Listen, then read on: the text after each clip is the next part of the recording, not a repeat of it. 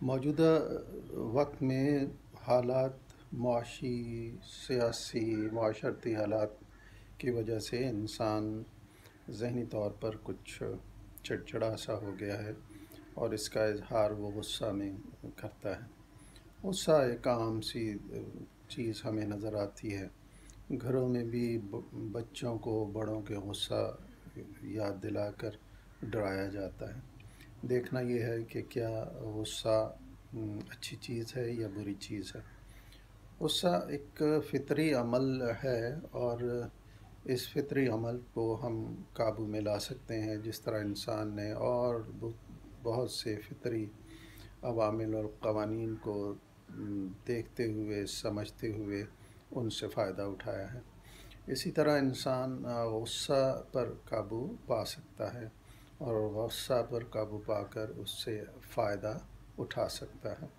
اب یہ کہنے کو لوگ کہتے ہیں کہ اسے غصہ پر قابو نہیں ہے، لیکن نہیں، انسان اشرف المخلوقات ہے، اور اللہ تعالیٰ نے اس کو بہت ہی زیادہ توانائی سے نوازا ہے۔ انسان اگر چاہے تو غصہ پر کنٹرول کر سکتا ہے۔ سادہ سا مسئلہ ہے، اور سادہ سے انداز میں انسان اس کو طے کر سکتا ہے۔ اکثر لوگ اس کو دور کرنے کے لیے، قابو کرنے کے لیے بڑے بڑے نسخے بتاتے ہیں، لیکن سادہ سا نسخہ یہ ہے کہ جب ایک انسان یہ سمجھے کہ اسے غصہ آ رہا ہے یا غصہ آ گیا ہے، تو اسے اپنے ذہن کو صرف یہ بات کہنی چاہیے: غصہ بری بات ہے، مجھے غصہ نہیں کرنا چاہیے، اور ایک دو بار ریمائنڈر دے۔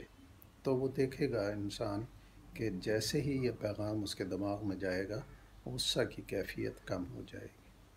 مسلسل اس عمل کو دہرانے کے بعد کوئی بھی شخص اپنے غصہ کو قابو کر سکتا ہے۔ اگر کوئی شک ہو تو آپ اسے آزما کر دیکھیے، اور جو شخص غصہ پر قابو پا لیتا ہے اس کو اللہ تعالیٰ دوست رکھتا ہے۔ یہی اللہ تعالیٰ نے کلام پاک میں فرمایا۔ تو کوشش کیجیے، غصہ سے پرہیز کیجیے۔ غصہ میں بعض اوقات انسان ایسی باتیں کہہ جاتا ہے یا ایسا عمل کر جاتا ہے کہ جب وہ حالت دور ہوتی ہے تو سوائے اس کو ندامت اور پشیمانی کے کچھ نہیں ملتا۔ تو اس ندامت اور پشیمانی سے بچنے کے لیے کوشش کیجیے غصہ نہ کریں، اور سادہ سے انداز میں جیسے ہی غصہ آنے لگے تو اپنے ذہن کو کہیے: بری بات ہے، غصہ نہیں کرتے۔